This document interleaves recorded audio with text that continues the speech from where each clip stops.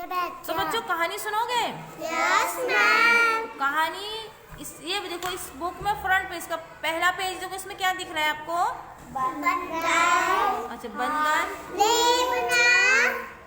हाँ, और शेर। अच्छा सुअर।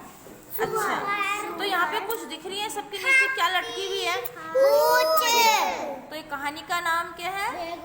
पूंछ की पूंछ। पूंछ की पूंछ।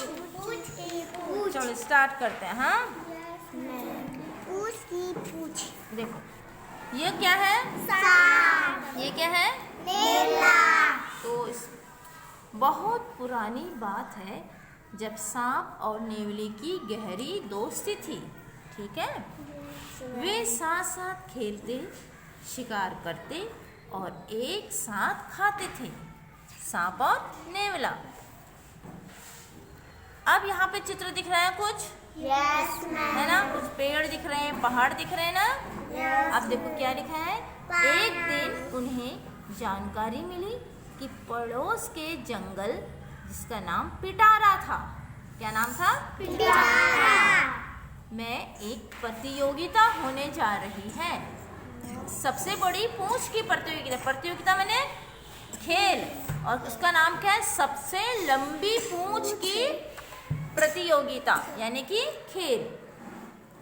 सांप ने नेवले से कहा, मैं तुम्हारी पूंछ को अपने मुंह में दबा लूंगा, सभी को लगेगा कि तुम्हारी पूंछ इतनी लंबी है। इस तरह हम दोनों मुकाबला जीत लेंगे। यानी कि ये नेवला है ना, अगर इसके मुंह में सांप अपना आ जाएगा, यानी कि उसकी पूंछ को, मतलब सांप के अपने मुंह को नेवले की पूंछ में लगा लेगा तो लंबी पूंछ हो जाएगी। ऐसा सांप ने नेवले से कहा। नेवले को भी यह बात ठीक लगी। वे दोनों पिटारा गांव पहुंचे। अब देखो कैसे बना, देखो ये चित्र देखो, इसमें नेवला है ना आगे, और उसकी पूंछ में कौन है? सांप। हाँ। सभी प्रतियोगियों को बड़ी सी चट्टान पर बैठाया गया, जिससे उनकी पूंछ नीचे की ओर लटकती रहे। अभी चट्टान में बैठे ना, तो यहाँ पे देखो किस किस की पूंछ दिख रही है तुमको? शेर, हिरन, हाँ, बाघ, चीता, डॉगी भी है और बंदर भी है। तुमको सबसे बड़ी पूंछ किसकी दिख रही है? नेवले, क्योंकि उसकी पूंछ में बीच में देखो, यहाँ पे सांप का मुंह भी दिख रहा है ना? सांप का मुंह। यस। हाँ। अब क्या हुआ? जंगल का राजा हाथी सूंड को पैमाना बनाकर सबकी पूंछ को माप रहा था। तो जंगल का राजा हाथी वो अपनी सूंड से नाप रहा था, जैसे स्केल से नापते हैं ना? यस। हाँ। अब अंत में नेवले को विजेता घोषित कर दिया गया। नेवले को क्या घोषित कर दिया गया? विजेता। क्यों? क्योंकि उसका सूंड कितनी, देखो अब जब उसने सूंड से नापेगा तो 1 2 3 4, कितने? 4 सूंड के बराबर थी हाथी के 4।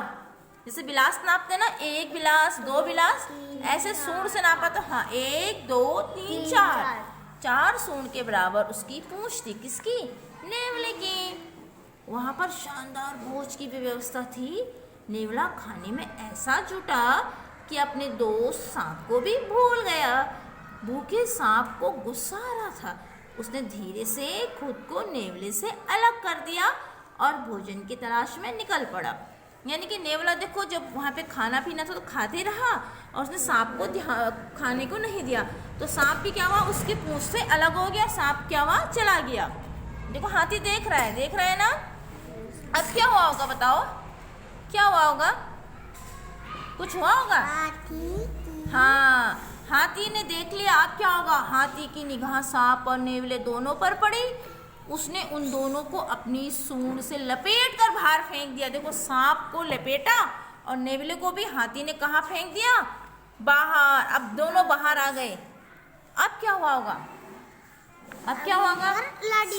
लड़ाई हो गई होगी। Very good. सांप और नेवला एक दूसरे पर आरोप माने कि एक दूसरे से कहने लगे कि तेरी गलती है, और उन दोनों की क्या होने लगी? लड़ाई हो गई। और इस तरह से उन दोनों के बीच में बहुत भयंकर लड़ाई हो गई, और ये दोनों क्या बन गए? दुश्मन बन गए। आज तक क्या है वो दोनों दुश्मन। सांप और नेवले दुश्मन होते हैं ना, होते हैं। तो ये कहानी हमने मैम जी नेवला नाम अंशुल बनियार क्या है? हाँ अच्छा ये बताओ, इस कहानी में जो एक हाथी था ना, उसका नाम क्या था? हाथी का नाम क्या था? राजा। राजा नाम था। अच्छा, और इस कहानी में ये भी बताओ मुझे कि ये कहानी में कौन गांव का नाम आया था एक, जिस गांव में क्या हो रही थी? पूछ। नहीं, पूंछ नहीं, हाँ पूंछ की प्रतियोगिता हो रही थी। उस गांव का नाम क्या था? उस गांव का नाम क्या था? पिता। पिटारा। Very good. क्या नाम था? पिटारा गांव था।